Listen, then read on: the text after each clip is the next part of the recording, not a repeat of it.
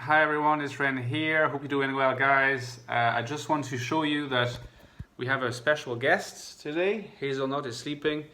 As is by now a well-known fact, Hazel tends to escape when she hears me speak loudly into a microphone because I don't think it belongs to her conceptual apparatus to be able to comprehend what I'm doing. So we'll see how quickly this door starts slowly opening to allow for her escape. But this is not the topic of the conversation today, obviously. I wanted to make a video as a follow-up to this discussion that I started having to do with areas of improvement for INFJs. If you have not seen that video, I still think that you can watch the current one, but it is possible that there will be references to the other one. There will be references to the other one indeed.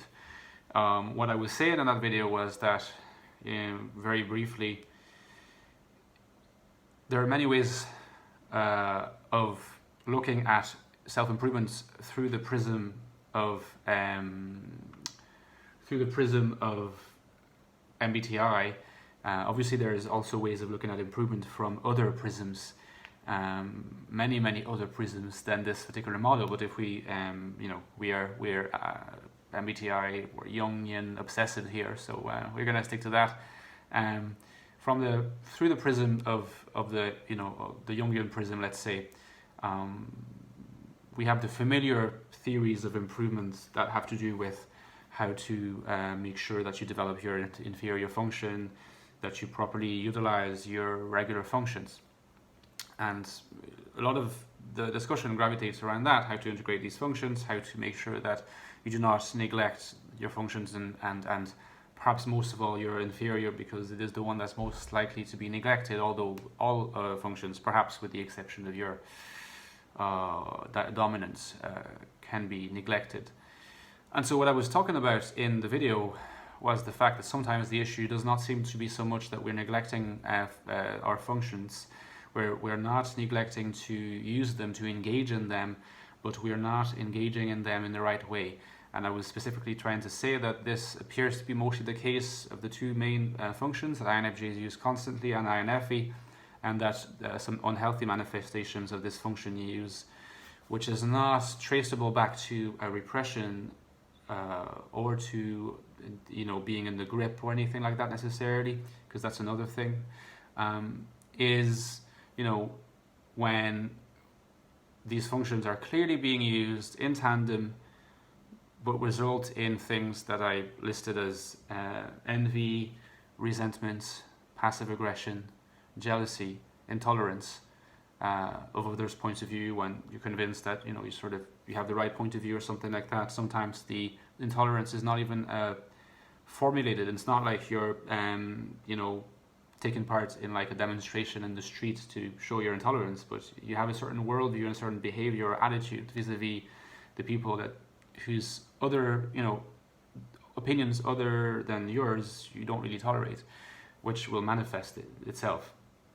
And so what I didn't have the time to tackle in my video back then was the fact that perhaps there are ways to make sure that this doesn't happen, that this unhealthy channeling of NIFE specifically and TI to an extent as well, takes place. Perhaps there are ways of ensuring that we have safeguards so that this doesn't happen, and that the way in which we channel and harmonize our function use is healthy. And I think that perhaps because INFJs are exposed to these threats, let's say, to their health, which are very essentially inscribed into the nature of an INFE. It has to do with how we see ourselves in regard to others, if you think about it. If it manifests itself as envy, it's clear. If it manifests itself as jealousy, it's clear. But if it manifests itself as passive aggression, it's also clear. It's always to do with other people. Now, intolerance also.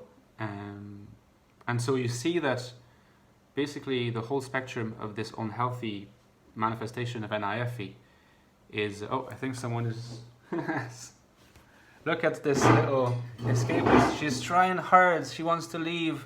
Ren is horrible. He's talking into a microphone. Go on.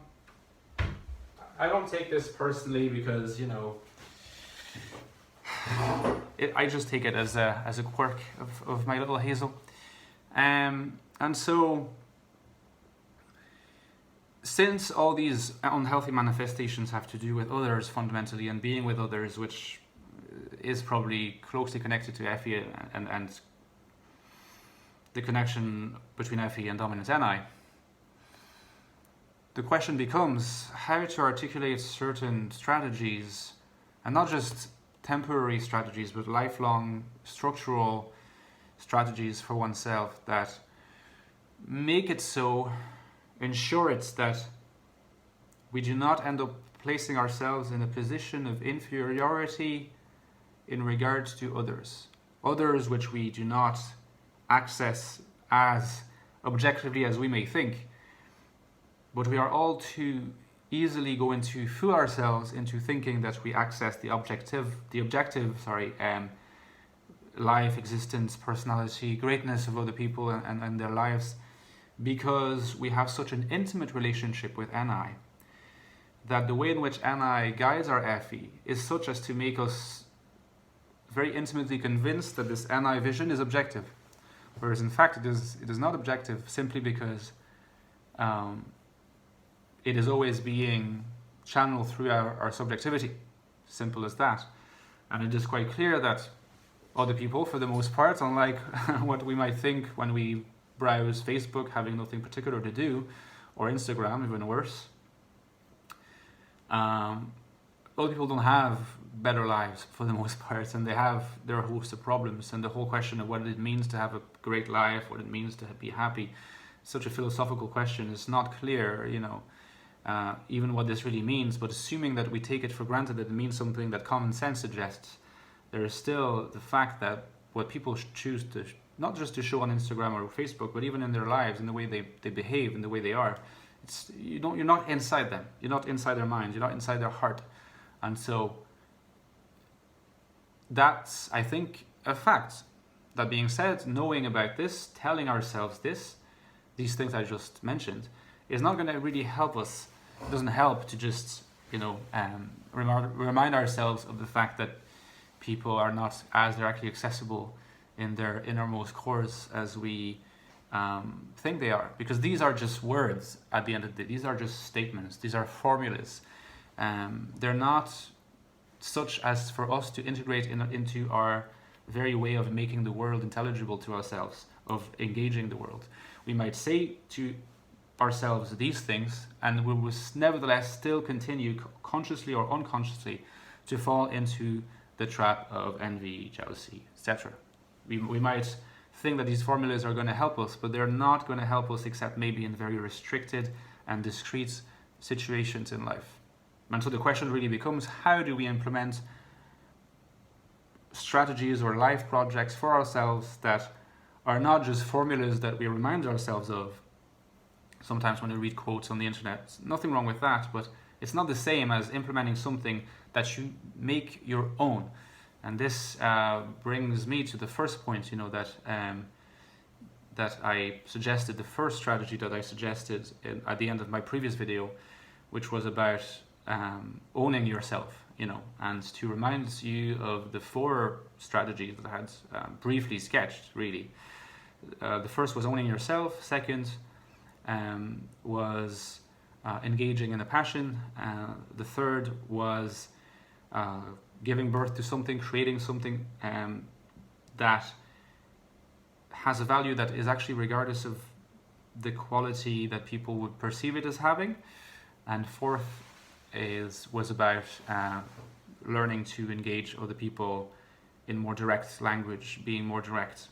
I think these 4 strategies are closely interconnected with one another, and in a way, it's not really possible to approach one without taking into consideration the other ones. And I'm going to try to show in the second part of this video to show why. I think the whole question about owning yourself has to do with the fact that because we're INFJs and we, again, are NIF users by definition, we live in under a constant threat, under a constant pressure of perceiving ourselves as outside of ourselves. Sometimes so outside of ourselves that we end up being into other people and leading to the various unhealthy behaviors that I mentioned earlier. Now, if we are such constitutively made up as to experience this outside of ourselvesness, this means that our sense of identity is always going to be an everyday struggle for us. And indeed, identity, I think, is malleable and fluid in all cases for all people, but I think INFJs are especially prone to that and prone to experiencing that. And this is not necessarily good for a sense of self, and yet a sense of self is what you need, a strong sense of self. You can be selfless with a strong sense of self. Perhaps the best way to be selfless and the only genuine way to be selfless with others is to have a strong sense of self that you put at the service of other people. It's not having any self to start with, because that's just an absence of self. If you don't have any self or sense of self, you can't really be selfless. I think selflessness is having a strong sense of self that you either surrender or put at the service of other people when they need it. And the more of a healthy sense of self you have, the more helpful you'll be.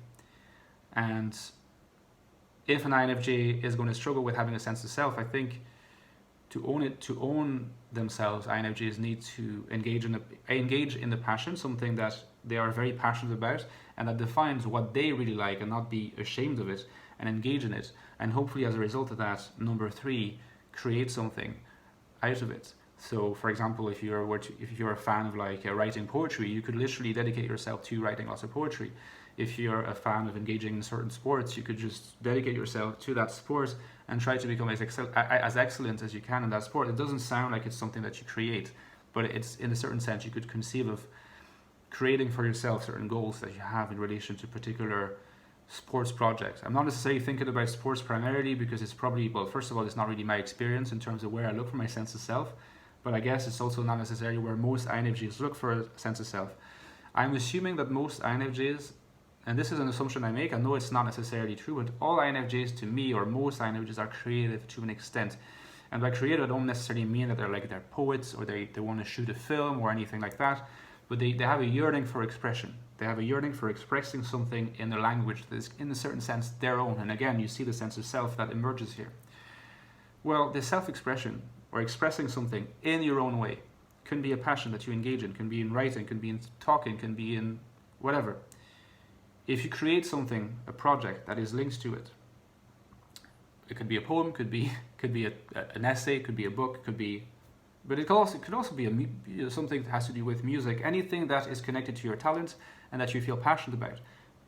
Really aligning with what you feel passionate about rather than what you feel others think that you should do is fundamental. You need to not submit to this pressure and to commit to what you're passionate about, because it is what you're passionate about that will give you the strength to create something of long-lasting value and existence as a result. And again, the value is not necessarily to be defined again in terms of the others, but in terms of the pride that you feel at having had the strength and sense of identity and drive to create the thing. It doesn't need to be anything extraordinary, but just a creation of your own, to have a creation of one's own that you can say, this creation is by me.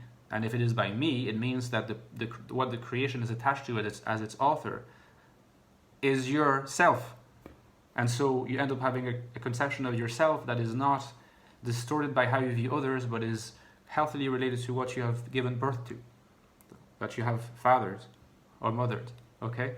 And I think that if you take all these different dimensions of this particular life project, that is a creative life project, it's a passion life project, that is a life project of owning yourself, your sense of self will develop in a healthy manner, in a healthier manner.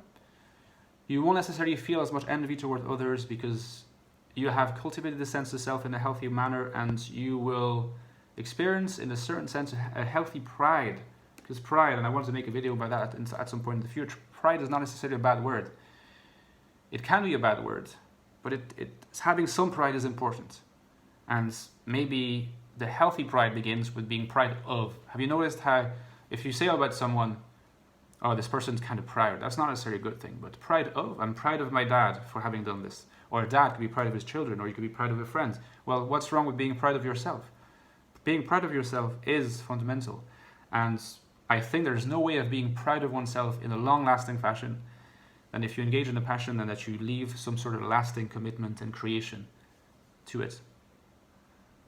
And I think given all this concatenation of different strategies about this life project can lead to having the sense of self that is necessary to avoid the passive aggression in regard to others that comes from often being afraid of being overwhelmed by the selves of others, or how we perceive, again, the selves of others, if we dare engage with them directly.